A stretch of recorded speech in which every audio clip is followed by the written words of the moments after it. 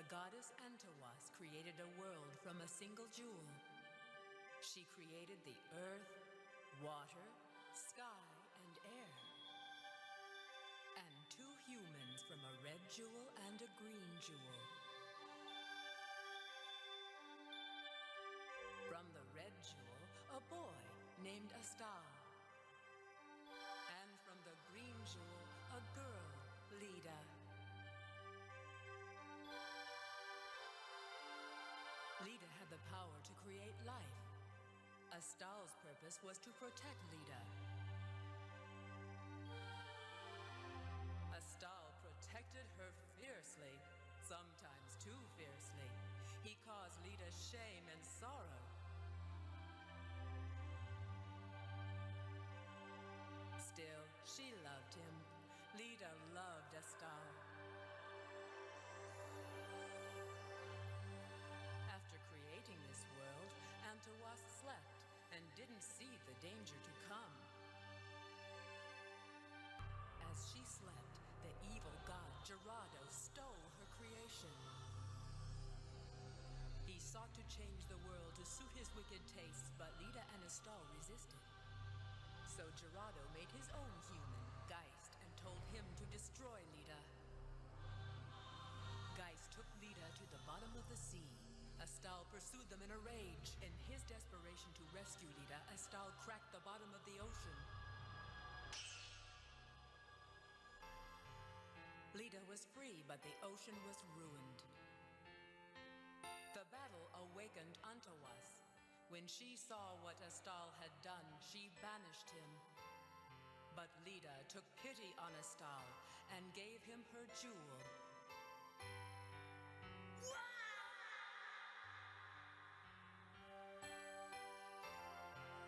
After banishing Astal, Antawas battled Gerardo and defeated him.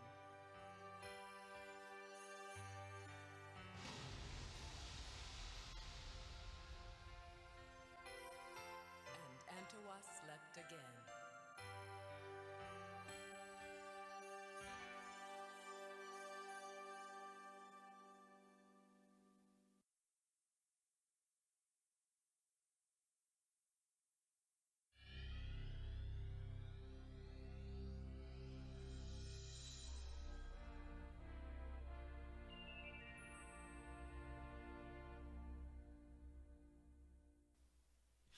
Hey everyone, this is PrinceWatercress, and welcome to a brand new Let's Play. This time it is Astal for Sega Saturn. Pretty underrated game for the system. 2D platformer made by Sega. You run, you jump, you destroy enemies. And aside from that opening cutscene that you get when you start the game, there really isn't much more to be said. Even though this game did not get a sequel, it's still beloved by many. And even though it's on the easy side, a bit on the easy side, this is still a fun game. Also, I should really put this cutscene that plays when you leave the game running in attract mode for long enough in the description of this video so you don't have to hear me talk through it. Because this is a mighty fine FMV opening thing that you get to see if you leave the attract mode running long enough. And in the Japanese version, it actually had vocals.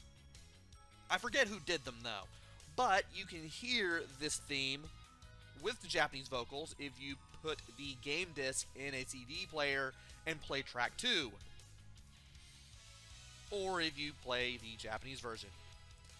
Though, doing it with the American version, doing what I did with the American version, just putting it in a CD player and playing track 2, is easier. And it shows a few enemies from the game, this little opening cutscene. You do get to face Geist. You do get to face that yellow thing with the big horns that we saw earlier. You do get to blow enemies away just by breathing on them. I'll show how to do that later on too. But this is a fun game. I had this game as a kid. Never played through it legitimately. I always use a cheat mode to go through this. But this should be a fun game. And since I have played through it legitimately, more or less, recently, I will be doing that this time around.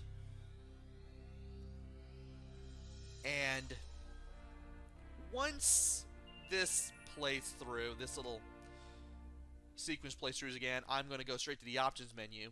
I know I'm spending not a lot of time playing through the game. As a matter of fact, it's been 6.5 minutes and I still have yet to play through this. You can set the sound, you can test the music and sound, you can make the background music louder or softer, or you can make it not run at all. I'm going to set the number of lives I have to 5, though you can set it to as less as 1. And the control settings, no, I need to use C button for that. NPC support, I will mention that later on. Basically, you get a little bird character, a little bird creature that follows you around shortly after the beginning of the game. And if you have NPC support on, the game will tell you to do things at certain times. You can turn this off if you want to give yourself a challenge. And here are the controls. A lets you command the bird to do things. You can press L and R to select through the commands.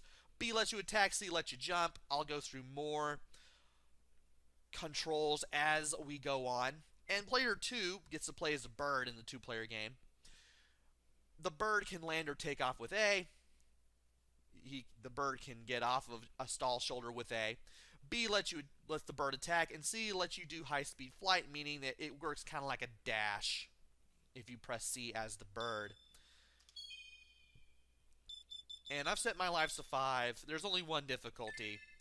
I might as well go ahead and start the game, because I've been talking for about 8 minutes and there's still been no gameplay.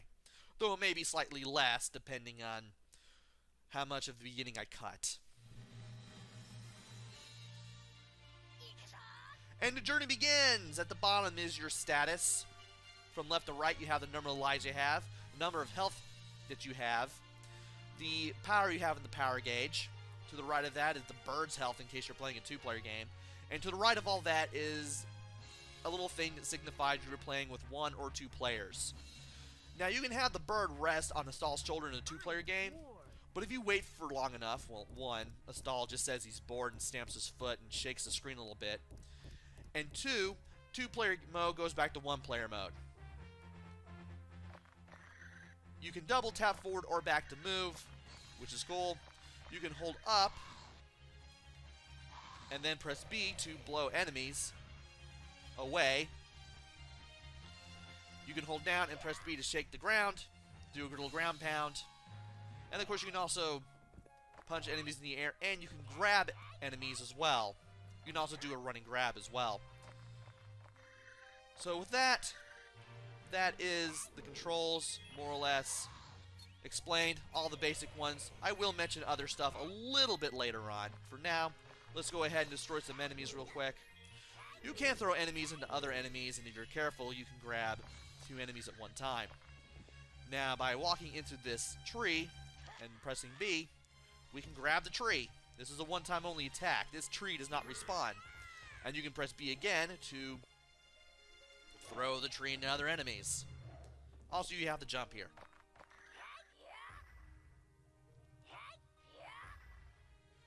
And this fruit replenishes one of your hits.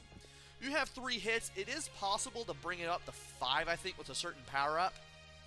In the Japanese version, you start with 5. In the American version, you start with 3. They balance the difficulty to make it harder in America. Get out of the way. If you're here to steal the bird, you have to get by me first. And now here are these gold enemies, which are much like the pink ones we just saw. But these guys are just jumping around everywhere. By using the breath attack, we can get rid of them. And I probably should have used it there. And I probably could have been able to hit that guy with the jump attack, but oh well. Get away And music skip right there for whatever reason. And okay, I can't seem to do it there for some reason. I do want to go back, though. That wasn't exactly what I wanted to do. Enemies do respawn, though there is a certain thing that I'm looking for, and I may be spending the next 2 minutes trying to find it. I may not find it. Basically what it is, in every stage there is a power star, and if you pick it up, it completely fills the power gauge. You're probably wondering what the power gauge even does. Well, it allows you to let the bird perform certain commands. You can cycle through them with L and R and press A, or you can use X, Y, or Z to pull them off without using L, R, and A. X will do the blue gem, Z will do the red gem. There is a yellow gem that allows for a special action that is performed with Y. Or if you have the little twinkle above the yellow gem.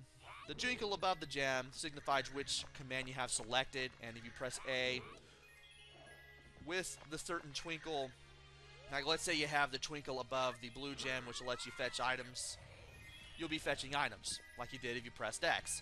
If you have it over the red gem, it'll act like you pressed the Z button. Oh, there it is! It was right here. And I wanted to grab the item, and apparently not. It is possible to grab things like the green fruit, which completely refill all of your health. Red fruits that refill one of your hits, and even extra lives doing this as well. The reason I want to do this, to fill this thing up, is to try to see if I can get an extra life. I'd like to do that. And that was terrible. So, we see some new enemies, such as these flying enemies. These guys that come out of the ground to shoot arrows at us that are one time only. These guys. And let me see if I can grab an extra life. I may not be able to. Nah, I can't grab anything. That's really weird.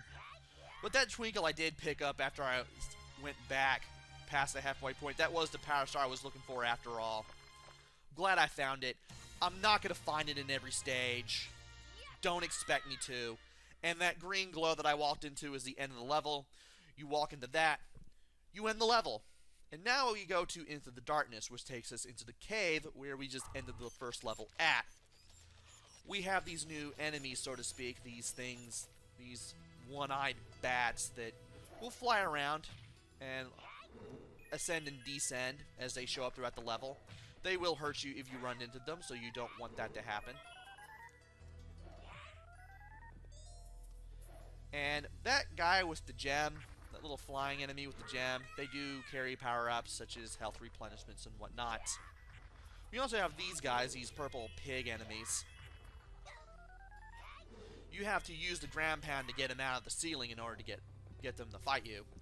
And by ground pounding enemies, you can stun them, in addition to getting them out of the ceiling, which is pretty cool. And you can also find the power stars like the one I found just after halfway through the level. Now, we have the yellow gem showing up now, and if we either put the twinkle above it and press A, or if we press the Y button, we can get rid of these bats, these one-eyed bat enemies, temporarily. They do eventually leave on their own once you traverse through enough of the level, though they do return every once in a while. And if they do lower, you better duck. Thankfully, ducking will not allow them to hit you, which is a good thing. And I could dash, but I'm kind of afraid of accidentally taking damage. Also, those lights above that enemy up there, you've been seeing them throughout the first level and this one. And those things are power-ups for the power meter. Oh, come on. I am just doing really bad at just not taking damage today for some reason. And this guy does a nice spin that doesn't turn him into a gem, but it does stun him nevertheless. And I do like that. And I'm not near where I need to be for the power gem. Let's duck down a little bit. Blow these guys away so we can turn them into gems and get rid of them. That kills lesser enemies and stuns smaller enemies, or rather larger enemies. And right here is where I need the ground pound, because that's where the power star is. And as much as I like to do this... Really? I'm gonna get that. I mean, I can deal with these guys no problem. It's just... I'm trying for an extra life here, and I'm not getting it. Extra lives are hard to find. More than likely, you're going to get them from the bird. I want to get them from the bird. And it doesn't look like I'm going to get one. Oh, well. I may be able to get one from the boss, though. Maybe.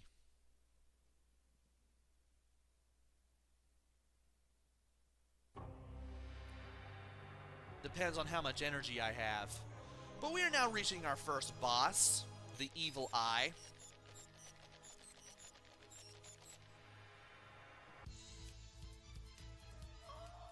And as soon as this guy just comes out of the sky, just drops down here, we get this nice little 3D thing going on here. We can finally fight this thing. That crystal in the upper right is the boss's health meter. And the more damage you do to it, it changes color and it decreases in size. Also, there is a special thing that the bird can do. If you press Y when the yellow gem shows up. Oh, come on. If you press Y when the yellow gem shows up, you'll be able to attack those bat enemies when they show up at the top of the screen. And finally, I can attack this thing. I'm trying to get a 1-up. It's probably not going to do anything for me. Perhaps if I had 4 units of power on the power meter, I may be able to do it.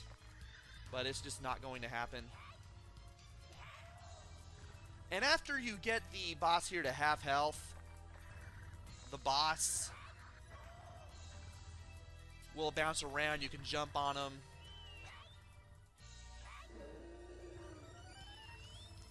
You can attack him in the air. You can grab him. Matter of fact, the only way to damage him is to grab him or hit him in the air.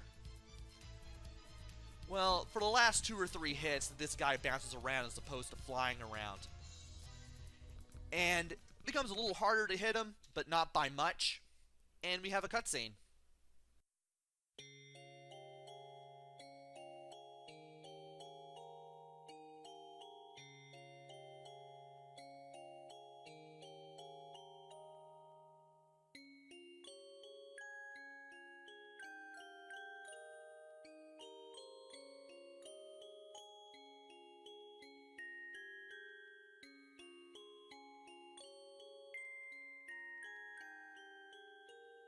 I'm going to find Lita or die trying. The guy who kidnapped her must have hidden her somewhere. I'll find him and beat the snot out of him. I'll make him tell me where she is. I'll take him and... Will you quit following me, stupid bird? Get out of my way, or I'll have you for dinner.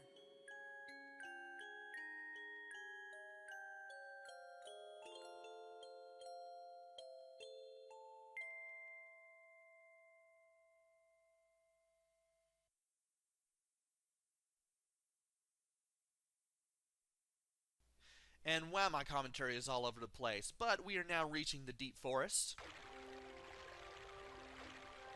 which is part of the second part of the game. And I will save that for the next video. As I was saying, when you beat the boss, you'll head to the next section, you'll get a cutscene that basically explains the story so far. And before you get that cutscene, Guy shows up and absorbs the essence of the boss that you just beat. Not sure why, but I'm pretty sure it's going to be explained later. But anywho, that was the first 3 levels of Astal. My commentary was a bit all over the place, but these first videos are always the hardest. And coming up in the next video, we will go through the Deep Forest and see what else is in store for Astal. So until then, this is PrinceWatercress. Take care, stay safe, and thanks for watching!